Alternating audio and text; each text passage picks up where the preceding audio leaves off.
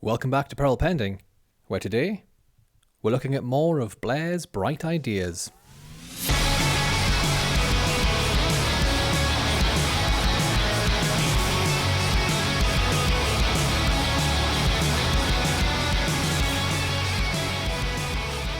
As the perpetually online hermit that I am, I've been scuttling around the web and came across this article from the Telegraph. Store UK data records abroad to protect against Russia, Blair think tank urges. He's calling for hospitals and banks to store Britain's data overseas as Russia targets critical infrastructure.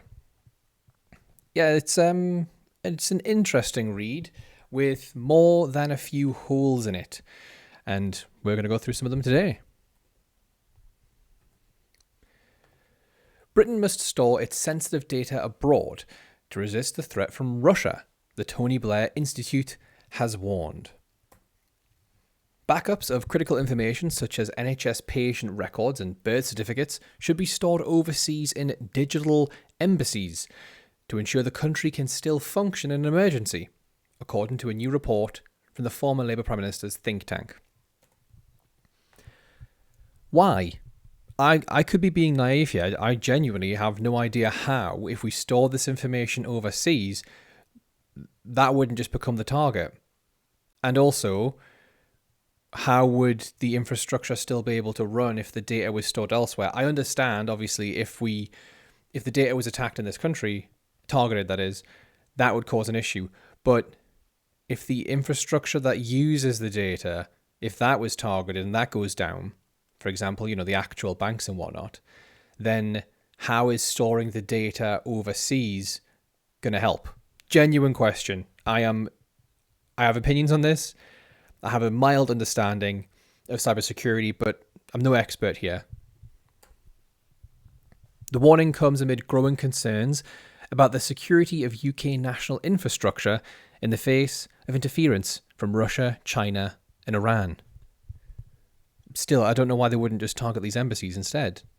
It seems weird that we would entrust this to a private company, Private companies they don't have the best rap for handling people's private information, let's just say. Neither does the government either, to be fair. According to TBI, that's the Tony Blair Institute, digital embassies could also play an important role in Britain's use of artificial intelligence. There we go. I'd forgotten about this line.